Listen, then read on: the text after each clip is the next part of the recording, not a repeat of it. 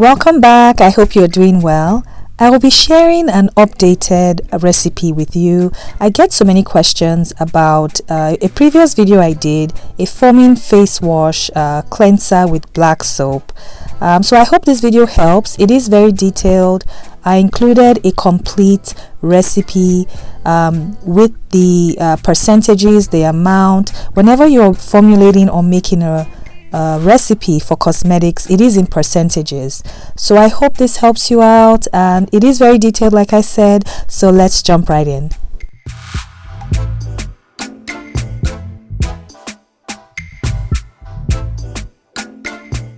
For this recipe, I used my scale to weigh out my ingredients. I am working in ounces. I made an 8-ounce bottle of the foaming face wash.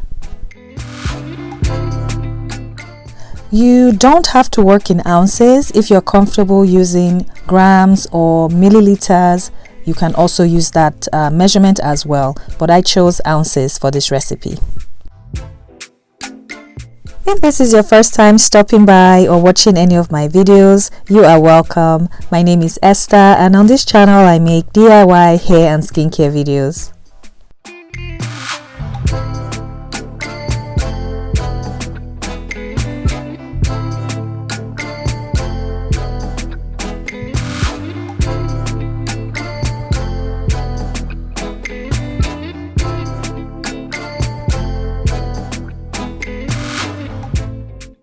While my black soap is dissolving, I usually take this time to get ready the rest of my ingredients. I measure them out. You can make any changes, substitutions to the oils, and use what works best for your skin type. So that's what I do. I measure out my oils, glycerin. In this recipe I used apple cider vinegar. You can skip that if you are sensitive to apple cider.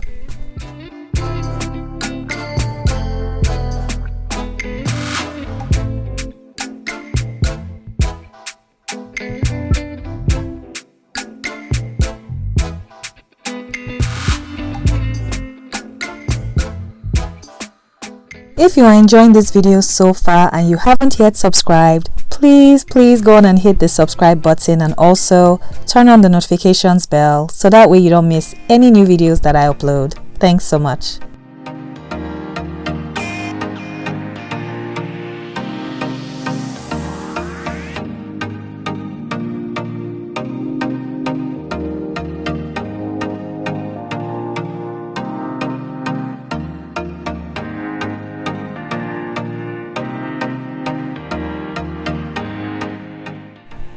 Once again, you can skip the apple cider vinegar if you are sensitive to it. Apple cider vinegar is acidic and it will help to balance out the face wash because black soap is very alkaline.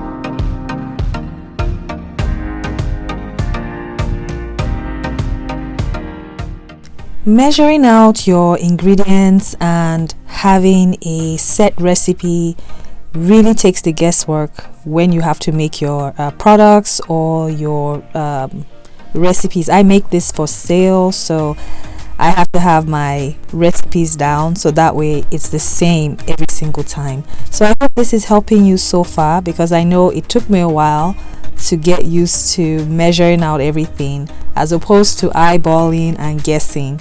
So hopefully you're finding this helpful so far.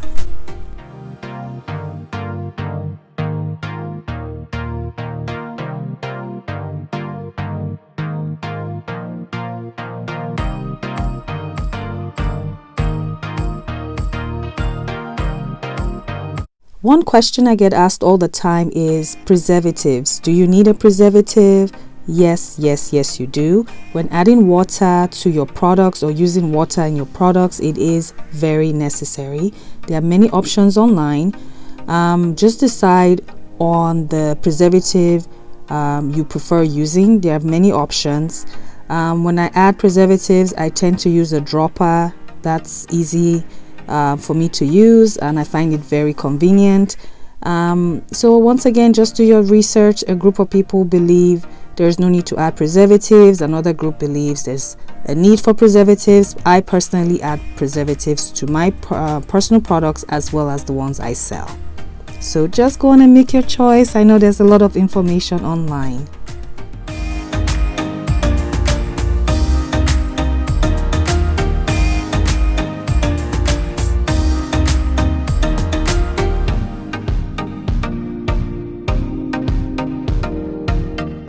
When adding fragrances, essential oils, make sure you check the usage rates, because every essential oil has its own usage rate. Typically with fragrances, I add my fragrances up to 2%. For this recipe, I used my fragrances at 1.5%. I tend to use slightly less because I don't want a very strong smell. But I will see if I can link the essential oils fragrance chart in the description box.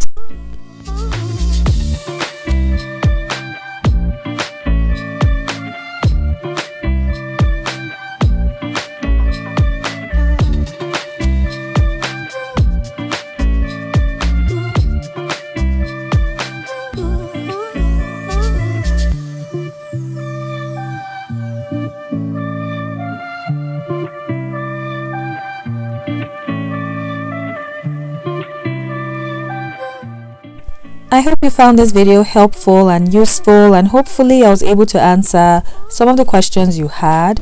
If you have any questions, please feel free to reach out to me in the comments, or you can send me out an email and I'll be more than happy to help you out. Don't forget to subscribe if you haven't. Comment, like and share this video because that really helps me out. And I will see you in my next video. Until then, be well and take care. And also, going into the new year, have a very, very wonderful rest of 2020, and I will see you in 2021. Take care. Bye bye.